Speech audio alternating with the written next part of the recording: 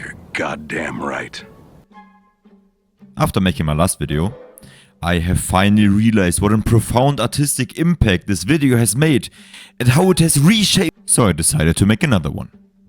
And this time, I tried to tackle the Sandcrawler. And to be honest, I think I did a pretty good job. So first, I'm going to show you around the Sandcrawler and show you the numerous rooms and features I have built. And after that, I will explain to you how everything works. When you enter the main hall, you are greeted by the two bridges as they are seen in episode 2.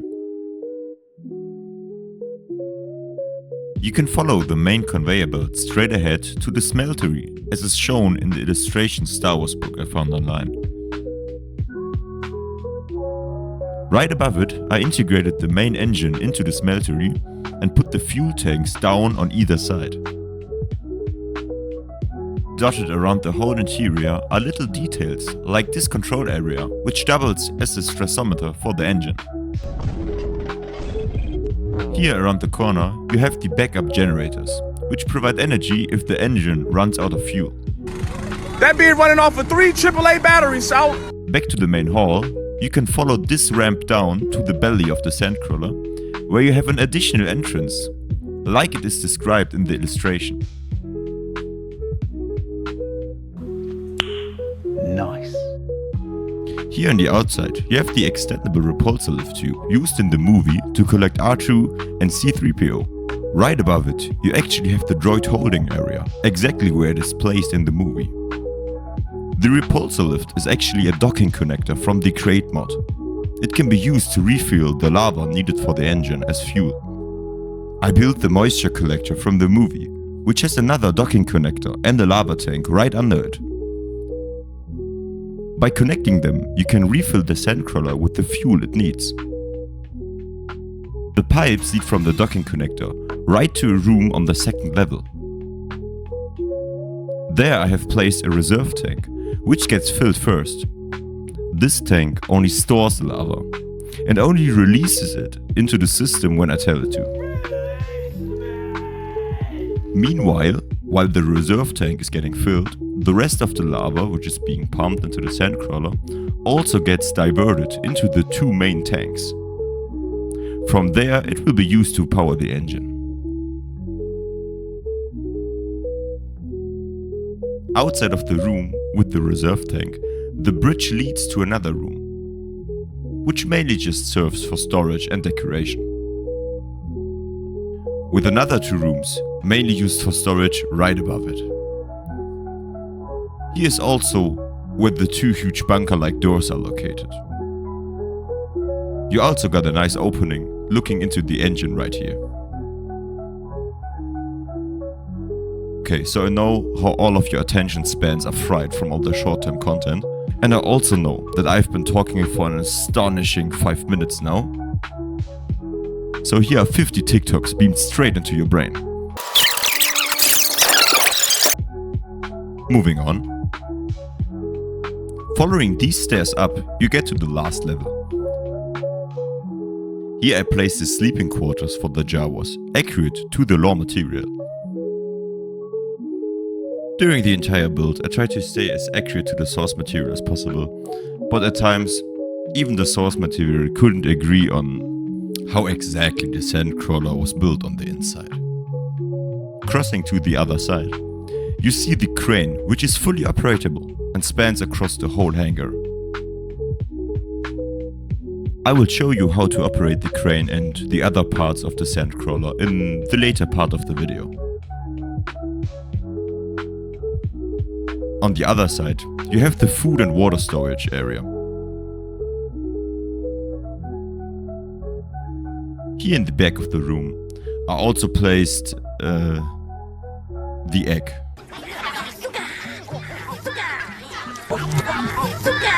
Сука, блядь!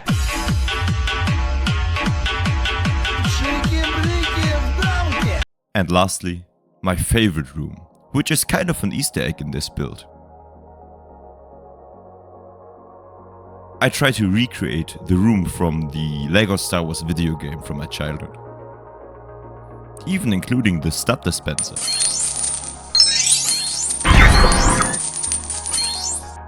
Okay, so now I have to show you the bridge and how to operate the entire vehicle.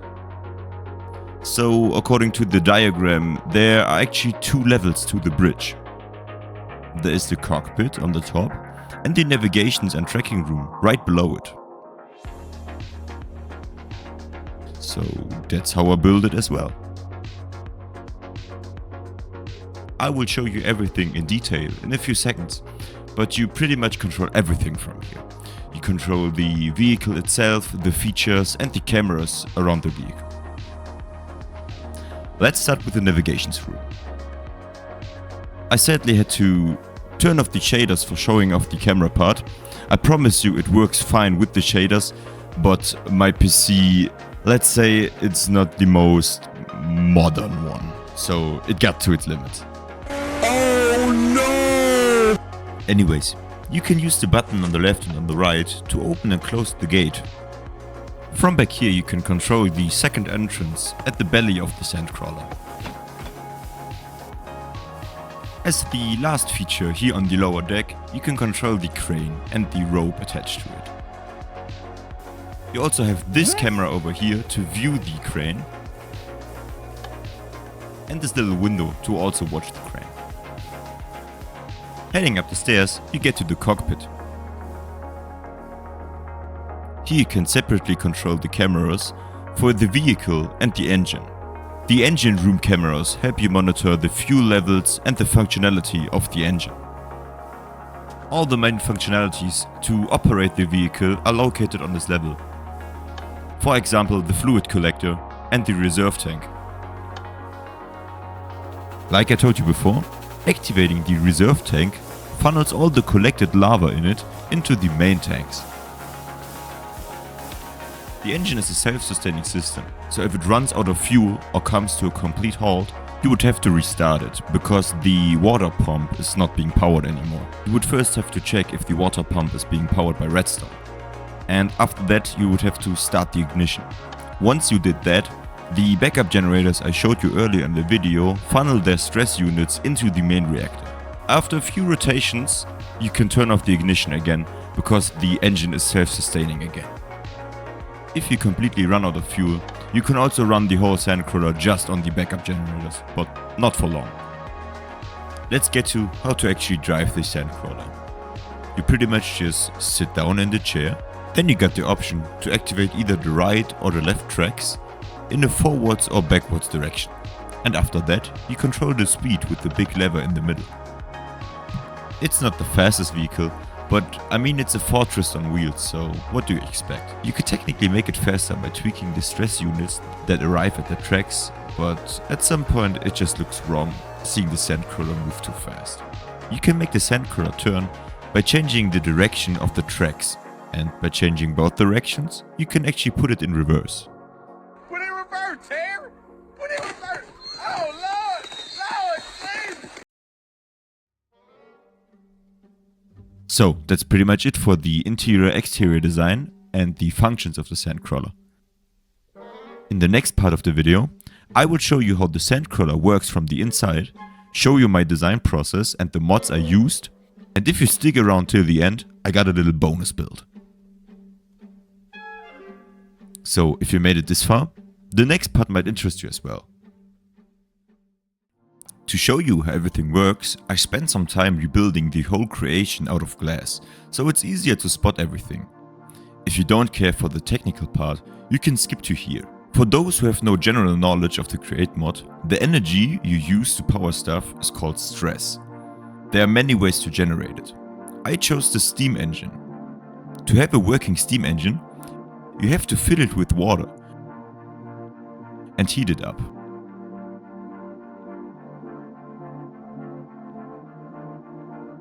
I put 3 of the biggest steam engine variants next to each other.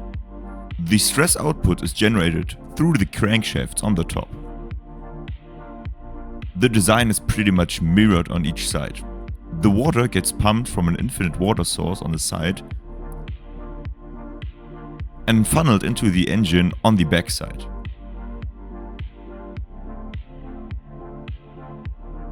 The fuel flows from the tanks into the dispenser, where it fills buckets with lava.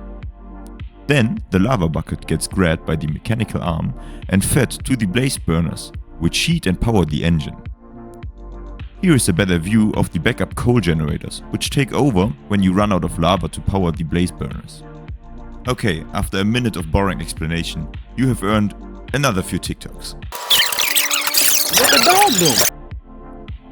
The generated stress units are being put out at the back, where they power these cogs that run around the entire engine. From there, the shafts run hidden through the floor and power everything else. For example, each individual track.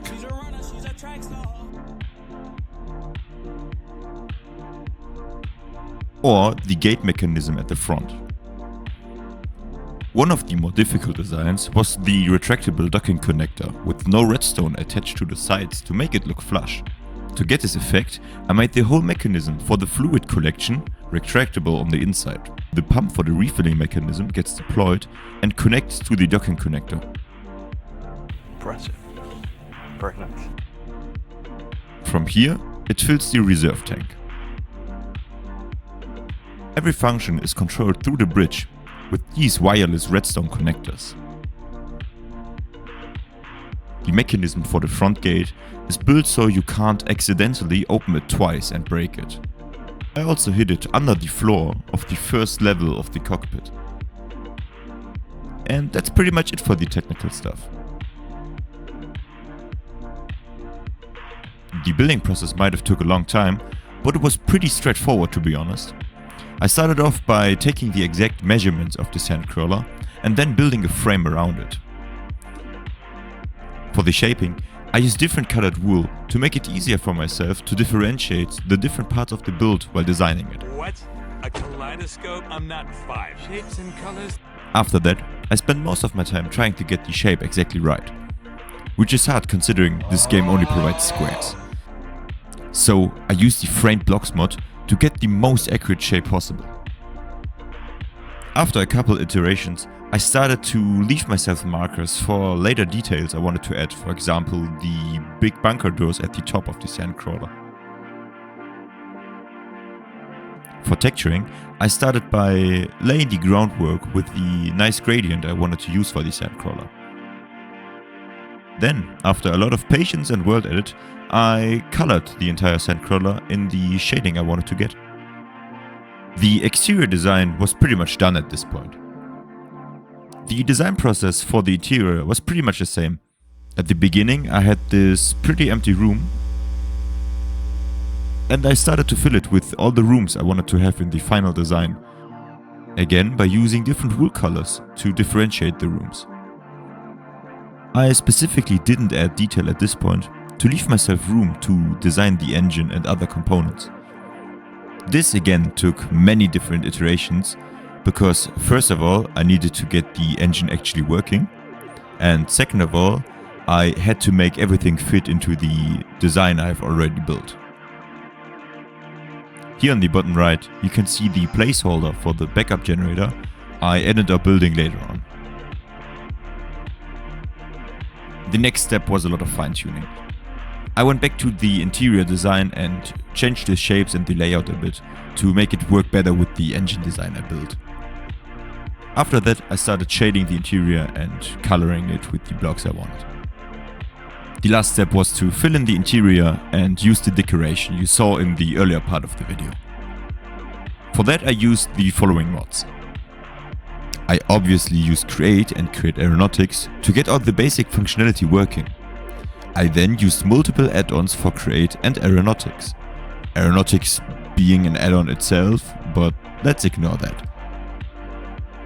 I used the Propulsion add-on, but only for the sand speeder in the intro. The Tracks add-on is used for the tracks of the Sandcrawler.